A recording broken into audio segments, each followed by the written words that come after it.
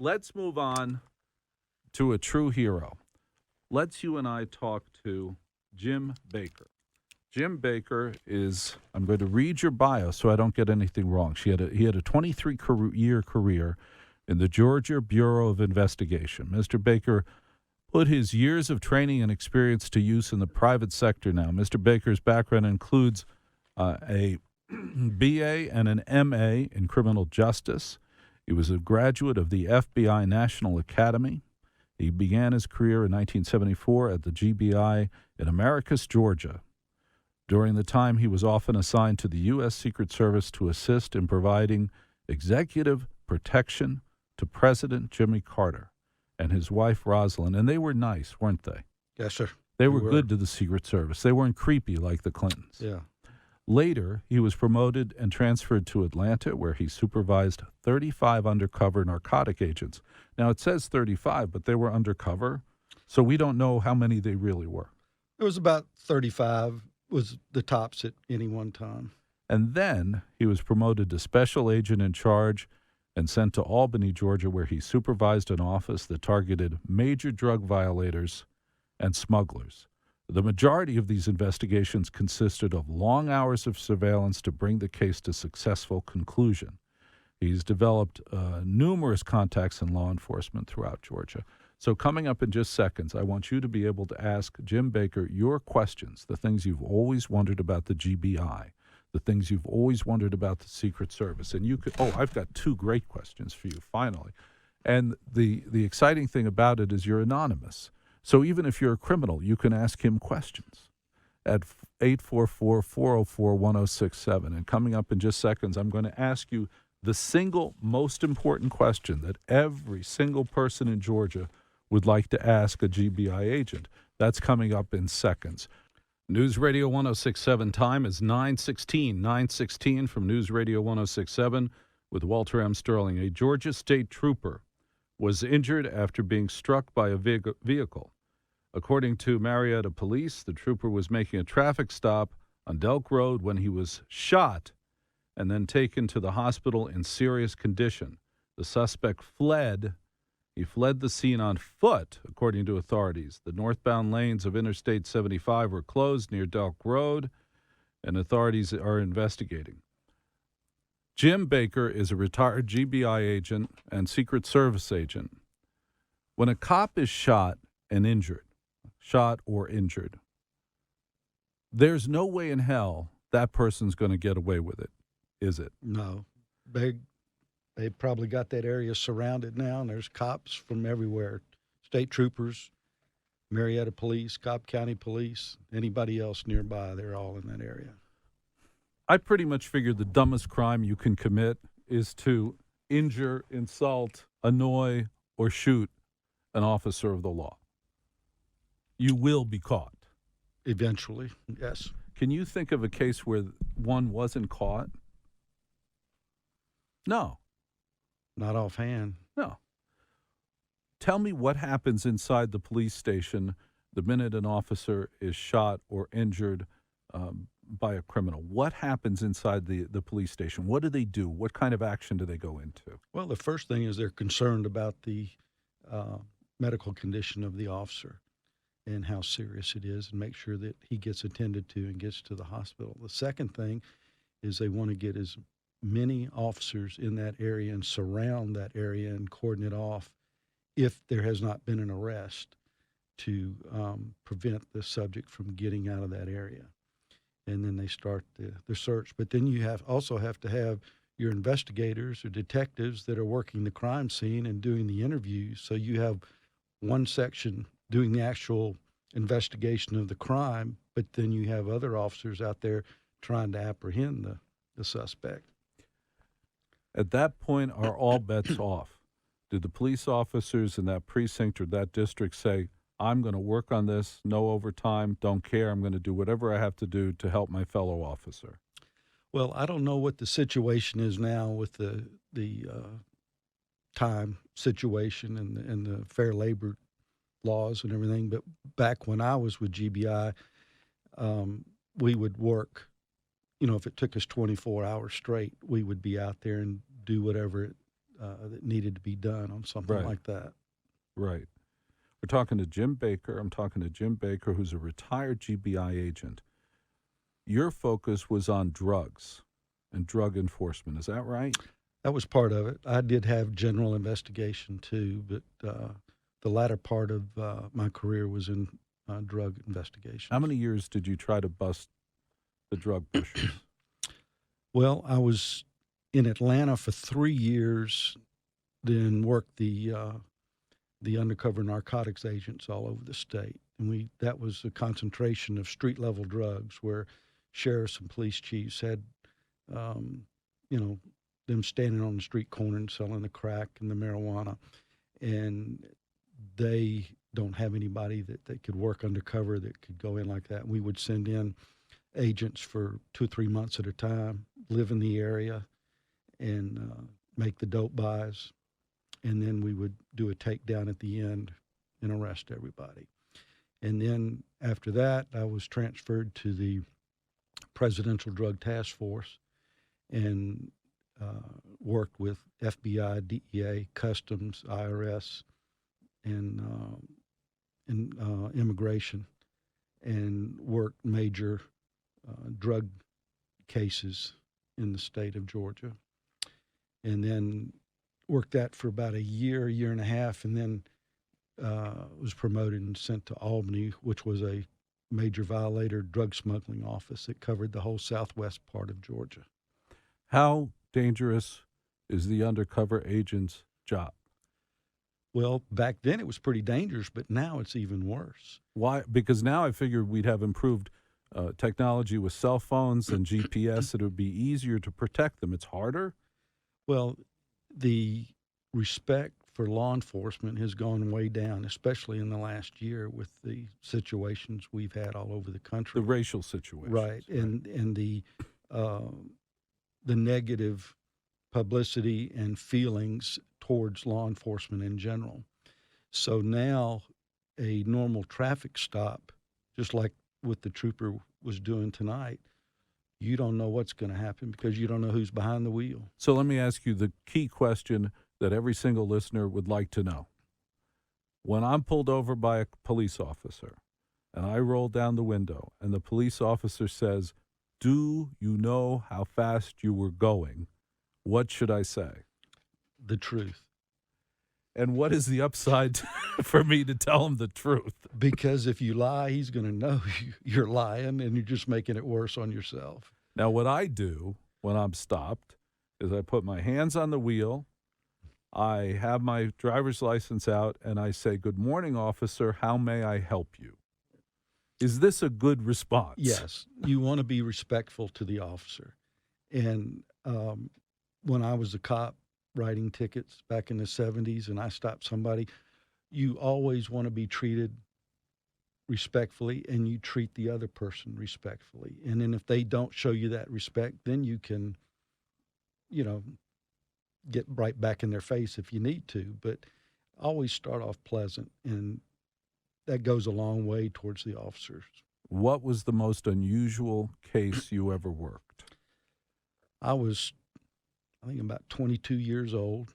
I had started my law enforcement career in Columbus as a police officer, and it was a Sunday afternoon, and I was on patrol, and it was boring on a Sunday afternoon for a young guy that, you want action all the time, and you don't get too many calls. And I was riding down 13th Street, and this guy comes running out of this building and flags me down and tells me that he just caught a young man molesting a woman in his building. And I thought he was drunk, and I was going to check him out. And because the guy had come out of a funeral home. And I asked him, I said, "Well, was this person looked about 15 years old and had blue jeans and a brown shirt on?" He said, "Yeah." I said, "Well, I just saw him running down the street," and thought it was odd because he was running full speed, but it was Sunday afternoon. He wasn't doing anything wrong. And come to find out, this kid had snuck up a back stairs to the funeral home and gone into the embalming room, and they had just completed a embalming a 65-year-old woman that weighed about 300 pounds. And she was still on the slab, and she had a sheet over her, and he had climbed up on top of her, pulled the sheet off, and had started having sex with her. And the employee at the funeral home had walked in on him, and he couldn't believe what he saw. So I ended up putting a bolo on the radio, and we caught him a few blocks away. And back in the 70s, there was not a law on the books for having sex with a dead body unless you had dug the body up after it had been buried. So we had to charge him with criminal trespass. It would also suggest that he had done it before. Well, I don't know if we never could determine that, but it certainly was an indication that he wasn't right. And we sent him to Milledgeville. By the way, the law about not having sex with dead bodies was just passed this year in New Jersey. So a lot of states are a little slow about this. Yeah. Gay marriage, not okay. Having sex with bodies, that's okay. A lot of questions for me personally about all of that. Coming up in just seconds, I'm going to ask Jim Baker questions about UFOs. I'm going to ask you questions about what it's like to be on a Secret Service detail, what that actually involves. And I have a very particular question about broadcasters and Secret Service. There's something that happens in radio and television relative to the Secret Service that happens in no other industry. Plus, let's take your questions at 844-404-1067, 844-404-1067 from News Radio 1067. Radio 1067 with Walter M. Sterling at 934 at News Radio 1067. Complete traffic and weather throughout the evening on News Radio 1067. What a beautiful day. What a terrific day we've had. And one of the reasons that we feel safe and that we're having beautiful days is because of Jim Baker. Jim Baker is a retired GBI agent. He was a retired Secret Service agent. And Jim has great stories. Jim is now a private investigator. What is the name of your company, Jim? Southern Professional Investigations. What do you do? Well, we do a little bit of everything, but mostly we catch cheating spouses. All right, I want to have complete details on cheating spouses. Right now, Roy is on News Radio 1067 at 844-404-1067, 844-404-1067, and he has a question for you, Mr. Baker. Hey, Jim, thanks for your service. You've been following the laws that have been enacted by the politicians, and you've kind of had your feet on the ground. I'd just be curious what your general perspective is. I've been involved in kind of the political side of it nationwide now. Of course, you see the legalization of marijuana and other drugs. And I give a historical perspective. One of my heroes, Pauline Sabin from the 1920s in the Hoover administration. She was on both sides of the prohibition issue. She was the leader of repealing prohibition. And I look at some of the same things with narcotics and drugs, and it's terrible no matter how you look at it. The jails are full. You know, our judicial system is full. Yet we have repeal of alcohol prohibition, and we have DUI laws. I know Pauline Sabin, she was looking out for the children, and the way she looked at it was, if you've got these speakeasies, these children, they don't know what it is. It's this allure. She wanted them to have to step over the drunks in the street so those children knew that that's not what they wanted to be. And I'm just curious. You've seen it from all sides, I'm sure.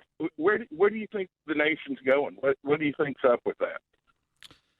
Well, I'm kind of disappointed that they've legalized pot in some of the other states.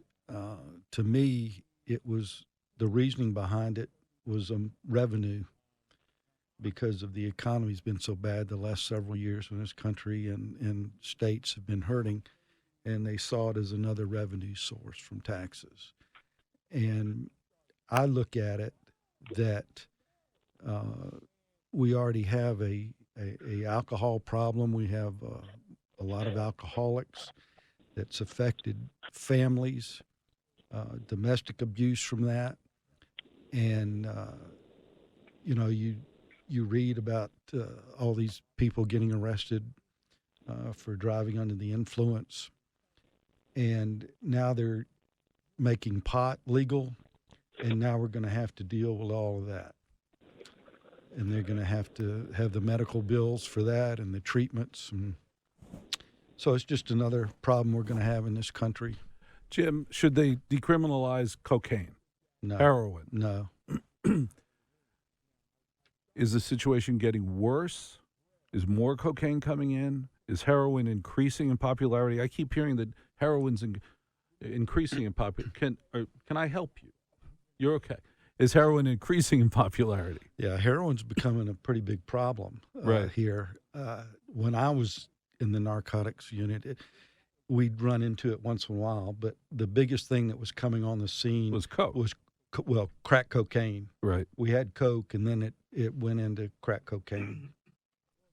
In that job of dealing with drug cartels, massive amounts of cocaine, crack cocaine, which is even more terrifying than cocaine, I want to ask you a personal question.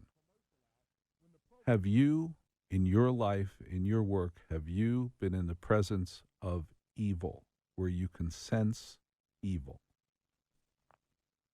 Oh, yeah. When were you most afraid? What was the moment in your work that you were most afraid? What was the scene? Take me to the scene where you got scared. Well, it isn't any one incident, but when I was in Albany and we were doing undercover drug buys, and we were buying large amounts of cocaine or marijuana, it got to be where almost every arrest that we made, somebody was carrying a gun. And that's what we were prepared for. We had to, I just had a policy. I had like 10 agents under me. And when we were doing an undercover drug buy, I had the whole office out there.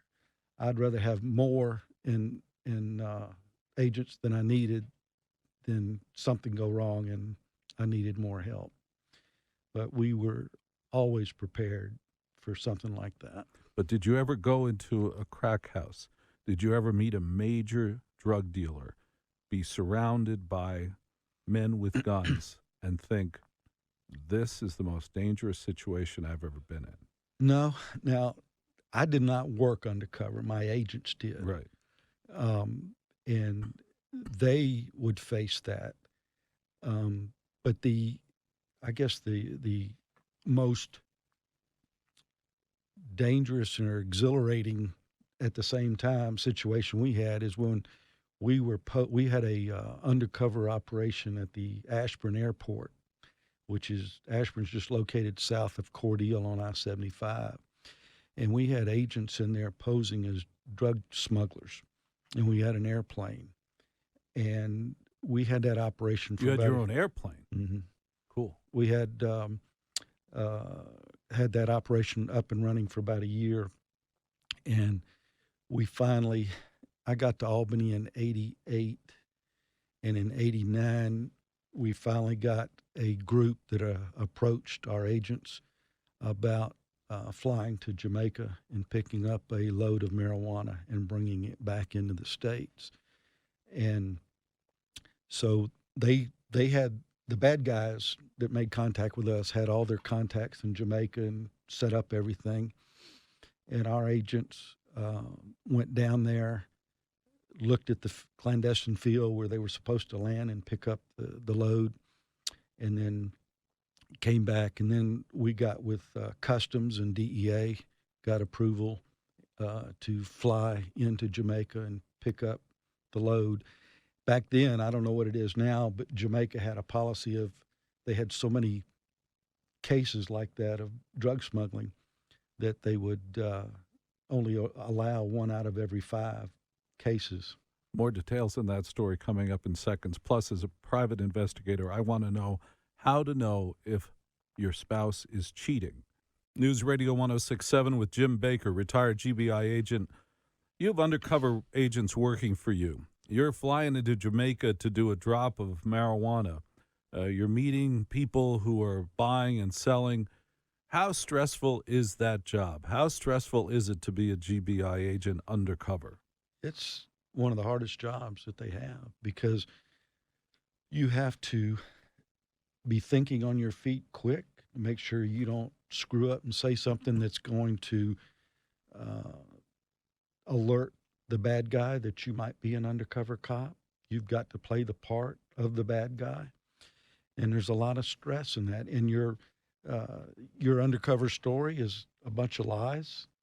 And you know how hard it is to remember which lie you told. You know, we always hear, just tell the truth because you never forget the truth. But when you're working undercover, you've got different stories and you got to remember what you said. And it's pretty stressful.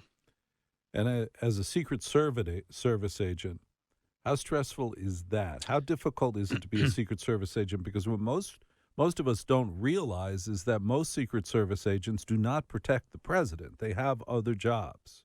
Right. Well, I wasn't an agent. I was assigned or detached to Secret Service when President Carter would come home to Plains after he was elected.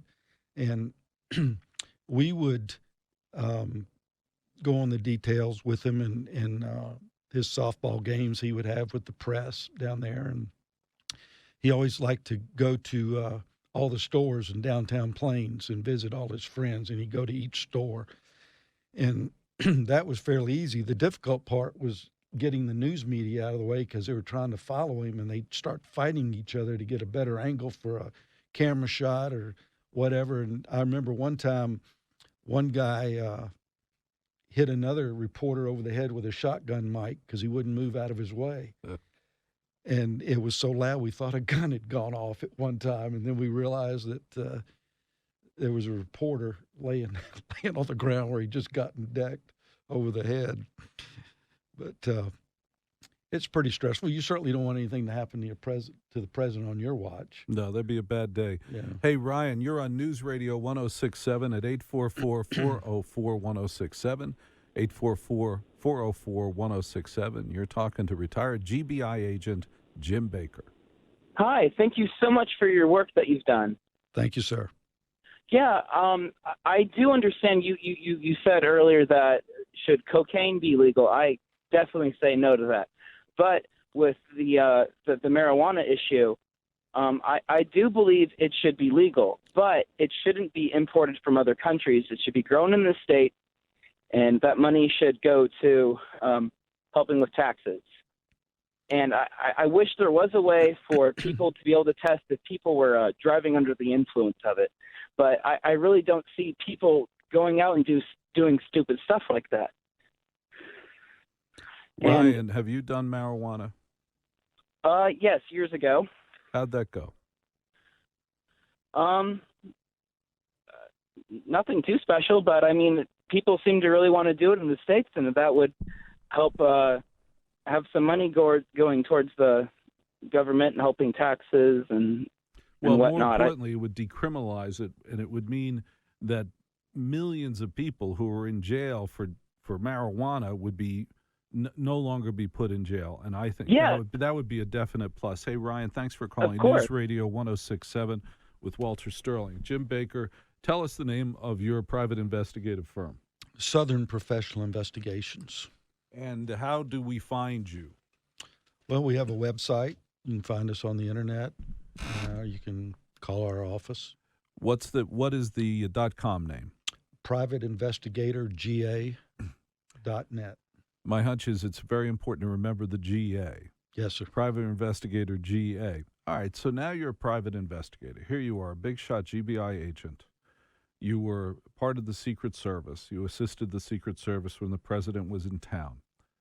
And now you're doing private investigations. Most of them are what you guys call maritals, where you do surveillance on spouses, right? Right. Okay. What % of the people who you are sent to do a marital are actually screwing around? About 98%. So the spouse is almost always right. Yes. All right. Without hiring a private investigator, what are the clues? What are the lipstick on the collar clues that a spouse should look for? One thing is the cell phone. There, we've seen where they start sleeping with the phone. They put a password on the phone where they haven't had it before. They will not let the phone out of their sight. They go to the bathroom, they take the phone with them. That phone is their connection to whoever they're having the affair with, and they don't want the spouse to see the text messages or anything like that. So, but sometimes they will go get another phone that the spouse doesn't know about and use that and keep it hidden. Another sign you're going to see when you're married for a good number of years, you know your spouse pretty well inside and out, and you're going to sense when there's a change in behavior or attitude or how they relate to you. They become distant. Another sign is they start working late or they go in early to work, which they haven't before. You can't get them on the phone when you've called them before and they say, oh, I had my phone off or I was in a meeting or something like that. That's another sign. And most spouses, they have a feeling that something's going on. And when they call us, they deep down, they know what's going on, but they hope we're not going to find anything. And then when we do, they're devastated. They turn over the investigation to you. They hire you. They engage your services. What do you do then? Well, we find out as much background information as we can on the spouse, whether it's the wife or the husband. Find out where they work, what his patterns of behavior are. Is he working late? Is he going in early? Is it during the day? Is it on the weekends that you suspect? We need to find it because we try to keep the cost down, and so we can narrow the physical surveillance of when we think it's going on. And sometimes we'll use a GPS on the vehicle, and that's a big help in tracking them. Then you catch the spouse. What do you do with the evidence? Jim Baker, who runs a private detective firm here in Atlanta, and he helps spouses catch cheating spouses. So after you've caught them, what do you do with the information? First, does every spouse actually want to know what you found out? Yes and no. Some want us just don't even want to see the video. They just say, send it to my attorney. I don't want to see it. Right. But they know that, that we've caught them. Right. Others want to see the video, and that it just hurts them even worse. I mean, they go from anger to hurt. Anger because they've been betrayed, and then hurt, and it's back and forth. Are you ever afraid that the spouse will be so angry they commit a violent act? Yes. And has that ever happened? No. When we have a lot of spouses that want us to call them and tell them when we've caught the spouse out at a motel room or having dinner with the girlfriend or boyfriend, and we tell them, you let us do a job, we'll tell you in the morning where they were, but you will not know where we are, where you can come out and cause a scene, because we're protecting them, because they're going to get in a fight and they're going to end up getting arrested and they're going to end up being the bad guy. So we just don't let them know anything till after we're through. Jim Baker, you are a true American hero. You have been part of the GBI. You've been part of the Secret Service. Now you're saving marriages. You're delivering the truth. And you think about it. In each one of those jobs, your job is to protect the truth. So you're a great man. And I have one final very important question, which is, if I have one of those little cards from the PBA, will that keep me from getting a speeding ticket? Probably not. Yeah, darn it. All right. Thanks very much, Jim Baker, for being with me on News Radio 106.7. Did you say 30 or 50? 50. See, I've asked them for days now to write down the times on a big piece of paper, and instead they give me like secret codes. Secret codes. Coming up tomorrow, we're going to discover some more secrets about lesbianism on Thursday night, which is what I think is really important. We're going to go over the latest celebrity gossip. We're going to talk to you about the most frustrating parts of your day, all of this in you. And remember, if you're over 40, never pass up a chance to go to the restroom.